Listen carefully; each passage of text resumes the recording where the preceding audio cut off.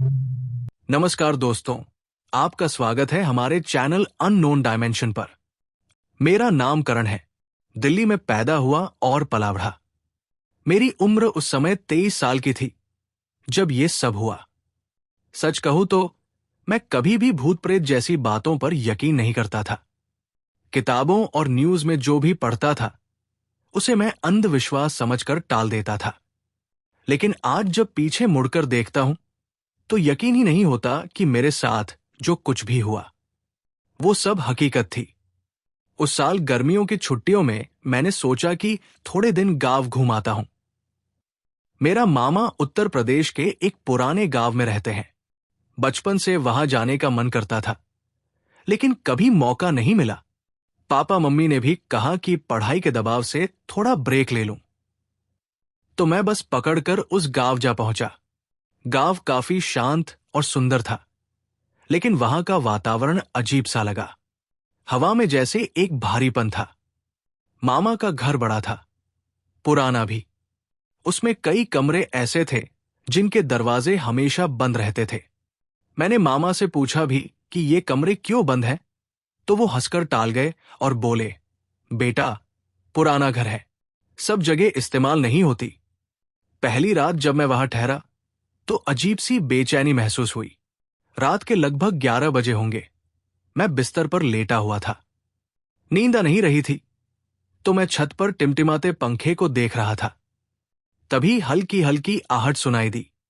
पहले लगा कि कोई चूहा होगा, पर आवाज ऐसी थी जैसे किसी के पांव जमीन पर घिसट रहे हों।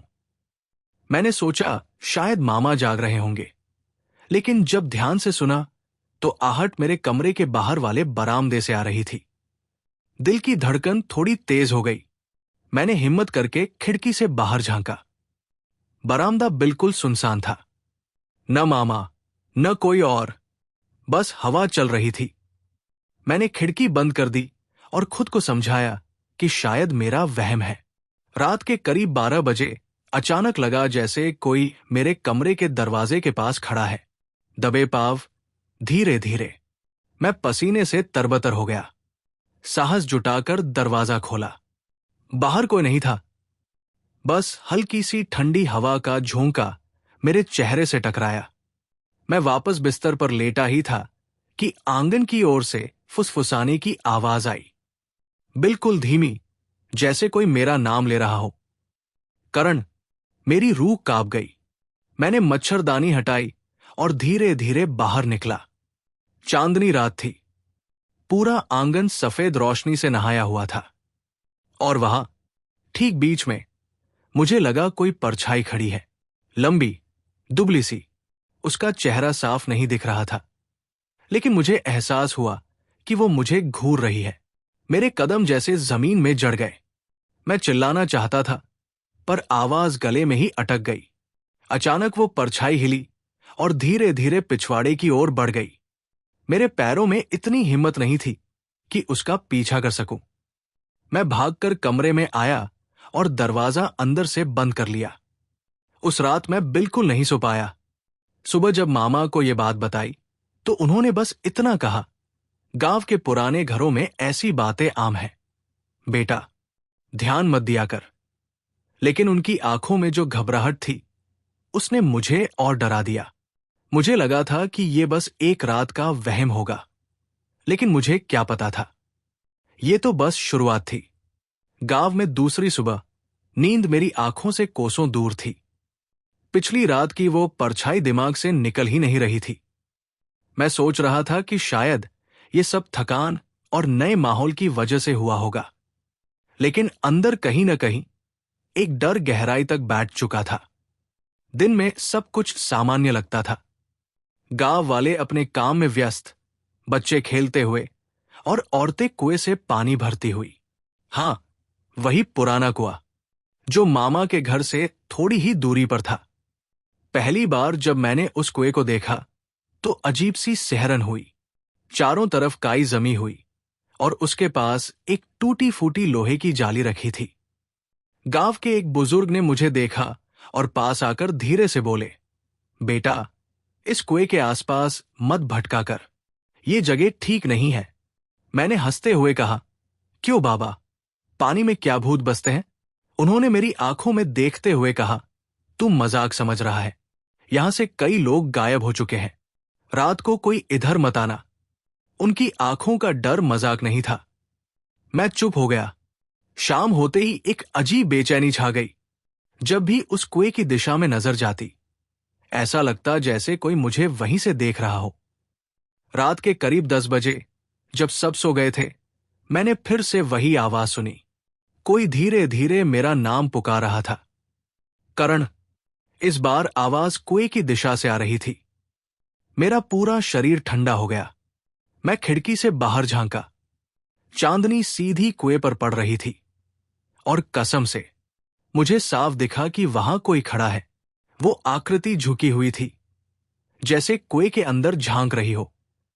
और फिर अचानक उसने सिर घुमाकर सीधा मेरी तरफ देखा। मैं जड़ हो गया। उसके चेहरे पर कोई नैनक्श नहीं थे, बस खालीपन। काले गड्ढों जैसा चेहरा। मुझे लगा मैं भ्रम देख रहा हूं। खुद को रोक नहीं पाया और कमरे से बाहर निकल गया। कदम अपने आप कुएं की तरफ बढ़ रहे थे। दिल इतनी जोर से धड़क रहा था कि खुद सुन पा रहा था। कुएं के पास पहुंचते ही ठंडी हवा का झोंका आया। ऐसा लगा जैसे किसी ने मेरी पीठ पर हाथ रख दिया हो। और अगले ही पल किसी ने जोर से मुझे धक्का दिया। मैं लड़खड़ाया और सीधा कुएं के किनारे जा गिरा। पैर आधे हवा में लटक रहे थे। मैं चीखा, लेकिन आवाज नहीं निकली। उसी वक्त मामा दौड़ते हुए आ गए। उन्होंने मेरा हाथ पकड़ा और जोर से खींच लिया। मैं कांप रहा था। उन्होंने गुस्से में कहा था ना, इस कुएं के पास मत आना। यहां कुछ अच्छा नहीं है। उस रात मामा ने मुझे अपने पास ही सुला लिया, लेकिन मैं सो नहीं पाया। आंखें बंद करते ही लगता जैसे कोई फिर से मेरा नाम पुकार रहा हो। उस धक्के की ताकत अब भी मेरी पीठ पर महसूस हो रही थी। मैं जान चुका था, गांव में कुछ तो ऐसा है जो सिर्फ मेरा पीछा कर रहा है, और ये सब किसी डरावने राज की शुरुआत थी। कुएं वाली रात के बाद से मैं हर पल बेचैन रहने लगा था। मामा को लगा शायद मैं डर गया हूं। उन्होंने कहा, कुछ दिनों के लिए शहर लौट जाओ, दिमाग बदल जाएगा। सच कहो तो मुझे भी वही ठीक लगा। 2 दिन बाद मैंने अपना सामान बांधा और सुबह सुबह स्टेशन की ओर चल पड़ा। गांव से शहर जाने वाली पुरानी ट्रेन पकड़नी थी। स्टेशन सुनसान था, सिर्फ कुछ लोग ही थे। डिब्बे में चढ़ा तो देखा कि लगभग खाली है। मुझे थोड़ी राहत मिली कि अब कुछ देर चैन से सो जाऊंगा। ट्रेन चल पड़ी। खिड़की से बाहर खेत और पेड़ पीछे छूटते जा रहे थे। तभी मेरी नजर सामने वाली सीट पर पड़ी। वहां कोई बैठा हुआ था, लंबा, दुबला पतला आदमी, सफेद कुर्ता पायजामा पहने हुए। उसका चेहरा आधा परछाई में छुपा था। मैंने ध्यान नहीं दिया और आंखें मूंद ली। लेकिन कुछ मिनट बाद अजीब सी गंध आने लगी, जैसे मिट्टी और सड़ी हुई चीजों की महक हो। मैंने खिड़की खोली, लेकिन वो गंध और तेज हो गई। जब सिर उठाकर देखा तो वो आदमी मुझे घूर रहा था। उसकी आंखें असामान्य रूप से गहरी और काली थी, जैसे 2 कुएं। उसकी त्वचा फीकी, बिल्कुल पीली, और उसके होंठों पर अजीब सी मुस्कान थी। मेरी रीढ़ में ठंडी लहर दौड़ गई। मैंने सोचा बात कर लूं ताकि डर कम हो। मैंने धीरे से पूछा, आप कहाँ जा रहे हैं? वो धीमे स्वर में बोला, जहां तू जा रहा है वही। उसकी आवाज इतनी ठंडी थी कि मेरा खून जम गया। मैंने दोबारा कुछ नहीं कहा। खिड़की से बाहर देखने लगा, लेकिन जब मैंने पलट कर देखा तो वो आदमी वहां था ही नहीं। मेरे हाथ पैर सुन्न हो गए। मैंने पूरे डिब्बे में नजर दौड़ाई। कोई नहीं था, बस हवा का शोर और ट्रेन की खड़खड़ाहट। मैंने राहत की सांस ली। सोचा शायद नींद की वजह से भ्रम हुआ। तभी मेरे बगल वाली सीट पर दबाव महसूस हुआ, जैसे कोई बैठ गया हो। मेरी गर्दन धीरे धीरे घूमी। वहां वही आदमी बैठा था, और इस बार उसका चेहरा बिल्कुल पास था। उसकी आंखें मेरी आंखों में धंस गई। उसने धीरे से कहा, भाग मत, तुझे अभी बहुत कुछ देखना है। मैं जोर से चीखा और अगले ही पल आंखें खुली। ट्रेन की बोगी में मैं अकेला था, पसीने से तरबतर। ये सपना था या हकीकत, समझ नहीं पाया। स्टेशन पहुंचकर मैं भागता हुआ प्लेटफॉर्म पर उतरा। भीड़ देखकर थोड़ी राहत मिली, लेकिन अंदर कहीं ये डर बैठ गया था कि वो अजनबी सिर्फ मेरी कल्पना नहीं था, वो असली था और शायद अब भी मेरा पीछा कर रहा है। स्टेशन पर उतरते ही मेरा मन बस एक ही बात सोच रहा था, मुझे कुछ दिन कहीं और रुकना होगा ताकि दिमाग शांत हो सके। घर तो मैं जाना चाहता था, लेकिन किसी कारण से अंदर एक डर बैठ गया था कि अगर सीधा घर गया तो शायद मैं अपनों को भी इस मुसीबत में खींच लाऊंगा। मेरे एक दोस्त ने पहले से ही शहर के एक हॉस्टल का जिक्र किया था, जहां स्टूडेंट्स और जॉब वाले लोग रुकते थे। किराया भी कम था और माहौल ठीक ठाक। मैंने वही रुकने का सोचा। हॉस्टल पुरानी इमारत थी, बाहर से देखने पर ही लगता था कि दशकों से खड़ी है। दरवाजे पर बैठा वॉचमैन सुस्त निगाहों से मुझे देख रहा था। रजिस्टर में नाम लिखा और मुझे तीसरी मंजिल का एक कमरा दे दिया गया। कमरे में दाखिल हुआ तो सीलन की गंध नाक में घुस गई। दीवारों पर पपड़ी छूट रही थी और कोनों में मकड़ी के जाले, लेकिन थकान इतनी थी कि मैंने ज्यादा ध्यान नहीं दिया। बैग रखकर बिस्तर पर लेट गया। रात करीब 11 बजे अचानक नींद खुली। कमरे में अजीब सी सरसराहट हो रही थी। पहले लगा कोई चूहा होगा, लेकिन आवाज कुछ भारी थी, जैसे इंसान के पाँव। मैंने मोबाइल की टॉर्च ऑन की और चारों तरफ रोशनी डाली। कुछ नहीं था। नींद टूटी तो प्यास लगी।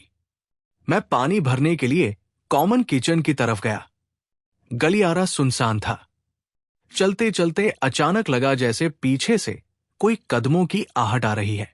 मैंने मुड़कर देखा, खाली कॉरिडोर। किचन में पहुंचा तो वहां की खिड़की खुली हुई थी। बाहर से ठंडी हवा आ रही थी। तभी मुझे आईने में कुछ दिखाई दिया। किचन की दीवार पर एक छोटा सा धुंधला शीशा टंगा था। मैंने उसमें नजर डाली तो मेरे पीछे कोई खड़ा दिखाई दिया। मैंने झटके से पलटकर देखा, कोई नहीं। फिर दोबारा शीशे में देखा तो वो आकृति और साफ हो गई। एक औरत, लंबे बाल, सफेद साड़ी। उसका चेहरा दिखाई नहीं दे रहा था, लेकिन उसका हाथ धीरे धीरे मेरी ओर बढ़ रहा था। डर के मारे मेरे हाथ से पानी का गिलास गिर गया। शीशा जोर से हिला और अचानक टुकड़े टुकड़े होकर जमीन पर बिखर गया। उसी के साथ वो औरत भी गायब हो गई। मैं भागता हुआ अपने कमरे में आया और दरवाजा बंद कर लिया। धड़कन इतनी तेज थी कि लगता था छाती फट जाएगी। मैंने कसम खा ली कि सुबह होते ही ये हॉस्टल छोड़ दूंगा, लेकिन रात अभी खत्म नहीं हुई थी। करीब 2 बजे अचानक मेरे कमरे का दरवाजा अपने आप चरमराकर खुला। बाहर अंधेरा ही अंधेरा, और फिर मुझे महसूस हुआ कोई मेरे कमरे में दाखिल हो रहा है। हवा ठंडी हो गई, जैसे बर्फ की परत कमरे में जम गई हो। बिस्तर के पास आकर वो रुक गया। मुझे उसका सांस लेना सुनाई दे रहा था, भारी और खुरदुरा। मैं हिम्मत करके उठ बैठा। दरवाजा अब भी खुला था, लेकिन कोई दिखाई नहीं दे रहा था। तभी मेरी आंखें बिस्तर के पैरों की तरफ गई। वहां फर्श पर गीले पैरों के निशान बने थे, जो धीरे धीरे मेरी ओर बढ़ रहे थे। मैं बेतहाशा चिल्लाया और दीवार से टकराकर बेहोश हो गया। जब आंख खुली तो सुबह हो चुकी थी। दरवाजा अब भी खुला था, लेकिन फर्श बिल्कुल सूखा, कोई निशान नहीं। सब लोग अपनी अपनी दिनचर्या में व्यस्त थे, जैसे कुछ हुआ ही न हो। लेकिन मेरे लिए अब यह जगह बिल्कुल भी सुरक्षित नहीं रही। मुझे अब यकीन हो चुका था कि चाहे गांव हो, ट्रेन हो या ये हॉस्टल, कोई अनजान शक्ति मेरा पीछा कर रही है। हॉस्टल वाली रात के बाद मेरी हालत इतनी बिगड़ चुकी थी कि वहां रुकना नामुमकिन हो गया। सुबह होते ही मैं अपना सामान उठाकर बाहर निकल आया। दिमाग सुन्न था, शरीर कांप रहा था। समझ नहीं आ रहा था कि जाऊं कहां। तभी मुझे याद आया कि मेरा कॉलेज का दोस्त अजय यही शहर में रहता है। उससे महीनों से बात नहीं हुई थी, लेकिन वो हमेशा कहता था, कभी फंस जाओ तो मेरे पास चले आना। मैंने कांपते हाथों से उसे फोन मिलाया। शुक्र था कि उसने तुरंत उठाया। मैंने बस इतना कहा, अजय, मुझे कुछ दिनों के लिए तेरे पास रहना है। उसने बिना सवाल किए हाँ कर दी। उसका घर शहर के पुराने हिस्से में था। जब वहां पहुंचा तो शाम हो रही थी। गली संकरी और अंधेरी थी। दोनों तरफ ऊंचे ऊंचे मकान। उसके घर का दरवाजा लकड़ी का पुराना था, जिस पर जंग लगे कीले टेढ़ी मेढ़ी निकली हुई थी। अजय ने दरवाजा खोला तो मुस्कुराया, अरे करण, तू यहां? चल अंदर आ। उसकी आवाज में वही अपनापन था, लेकिन उसकी आंखों में हल्की थकान झलक रही थी। घर भीतर से बड़ा था, पर अजीब सा सन्नाटा पसरा हुआ था। कमरों में हल्की सीलन और कहीं कहीं दीवार पर काले धब्बे। मैंने पूछा, तू यहां अकेला रहता है?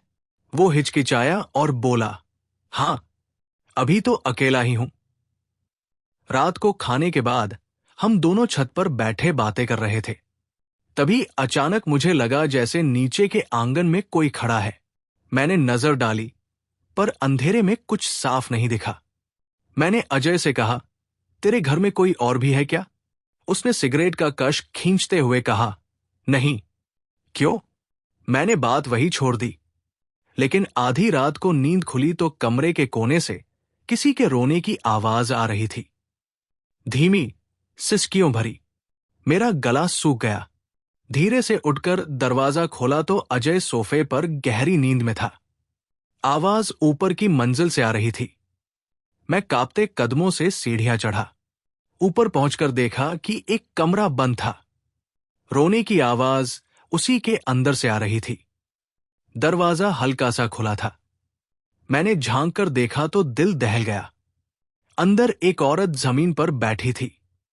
लंबे बाल बिखरे हुए, चेहरा हथेलियों में छुपा। उसकी साड़ी खून से सनी थी और उसके चारों तरफ काले धुएं जैसी परछाइयां घूम रही थी। मैं चीखने ही वाला था कि किसी ने पीछे से मेरा मुंह दबा लिया। वो अजय था। उसने फुसफुसाकर कहा, चुप रह, अगर उसने तुझे देख लिया तो तू कभी नहीं बचेगा। मैंने कांपते हुए उससे पूछा, ये कौन है? अजय की आंखें लाल हो गई। उसने कहा, ये मेरी बहन है, या कहूं कि थी। एक हादसे में उसकी मौत हो गई थी, लेकिन उसकी आत्मा इस घर को छोड़कर नहीं जाती।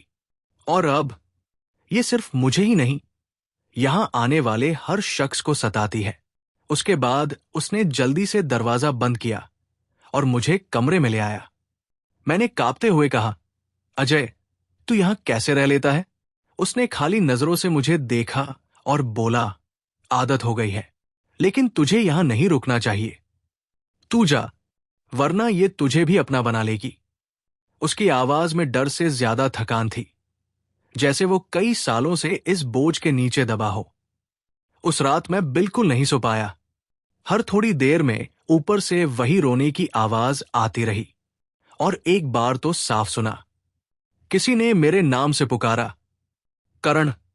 सुबह होते ही मैंने अजय से कहा कि मैं और नहीं रुक सकता। उसने बस सिर हिला दिया। उसके चेहरे पर जैसे कोई गहरी उदासी स्थायी रूप से जम चुकी थी। मैं वहां से निकल आया, लेकिन अंदर ये सवाल गूंजता रहा, क्यों हर जगह, हर हालात में मेरा नाम लिया जाता है? क्यों हर परछाई मेरा पीछा करती है? कहीं ऐसा तो नहीं कि ये सब घटनाएं किसी तरह आपस में जुड़ी हुई है? अजय के घर से निकलने के बाद मैं बिल्कुल खो गया था। समझ नहीं आ रहा था कि किस दिशा में जाऊं। हर जगह, हर शहर, हर मोड़ पर जैसे वही साया मेरा इंतजार कर रहा हो। मैंने तय किया कि अब और भागना नहीं है। अगर ये सब मेरे साथ क्यों हो रहा है, ये जानना है तो मुझे इसके पीछे की सच्चाई तलाशनी ही होगी। गांव का नाम मेरे दिमाग में बार बार कौंध रहा था। वही कुआं, वही परछाई। मुझे लगा कि शायद सारे सवालों का जवाब वही छुपा है। अगले ही दिन मैंने बस पकड़ी और वापस मामा के गांव चला गया। गांव पहुंचते ही देखा कि लोग मुझे अजीब नजरों से देख रहे थे, जैसे मैं कोई अशुभ परछाई हूं। मामा ने मुझे देखते ही गुस्से से कहा, तू फिर आ गया? तुझे समझ नहीं आता? मैंने गिड़गिड़ाकर कहा, मामा, बस मुझे सब सच सच बता दीजिए।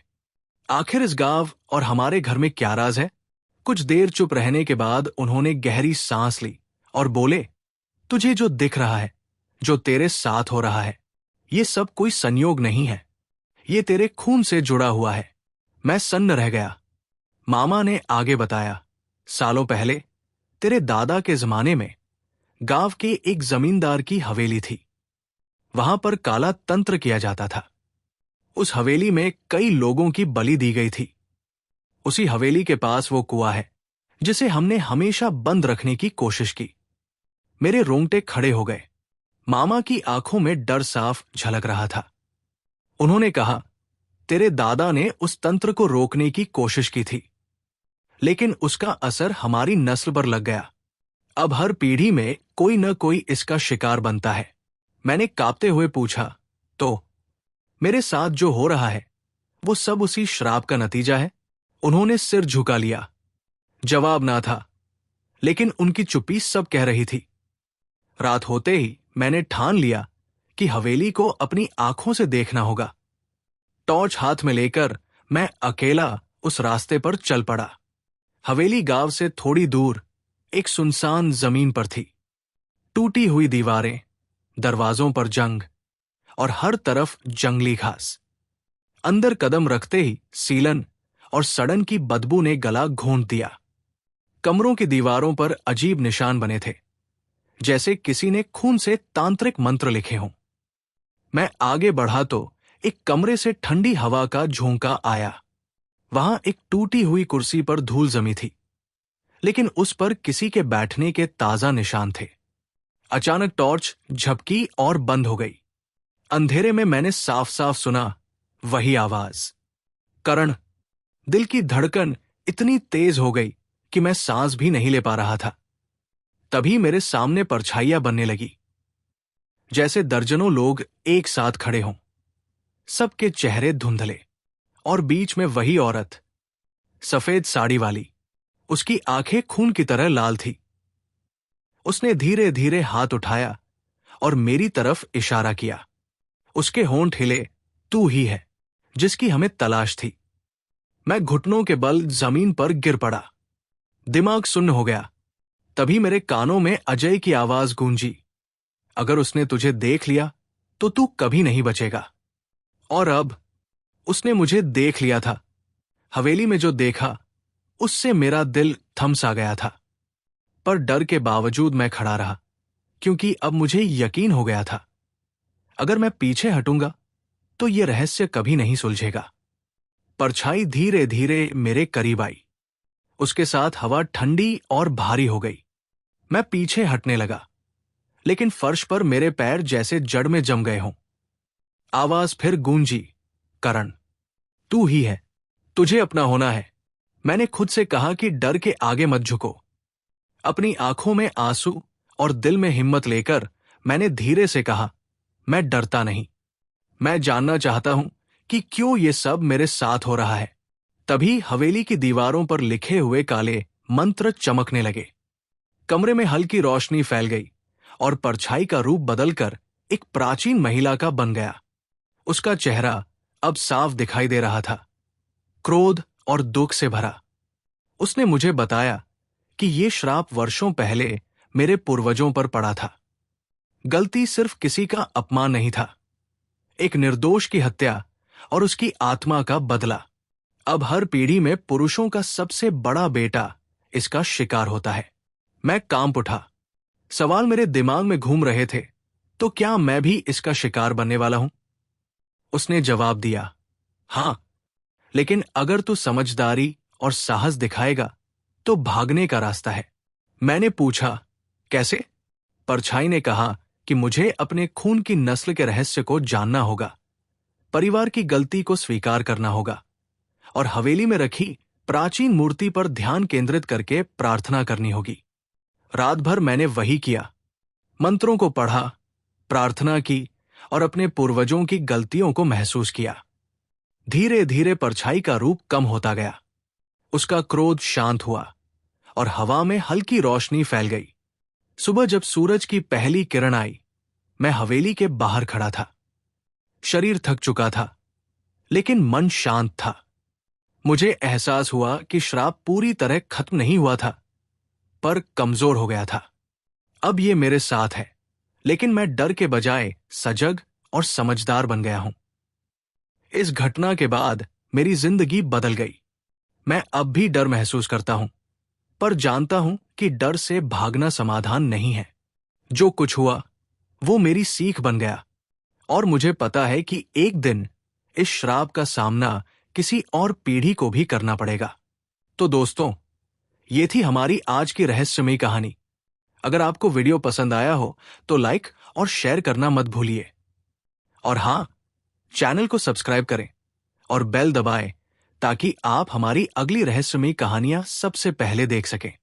नीचे कमेंट में बताइए कि आप कौन सा रहस्य या कहानी हमारे अगले वीडियो में देखना चाहेंगे। याद रखिए, कुछ रहस्य कभी हल नहीं होते और हम उन्हें आपके सामने लाते रहेंगे।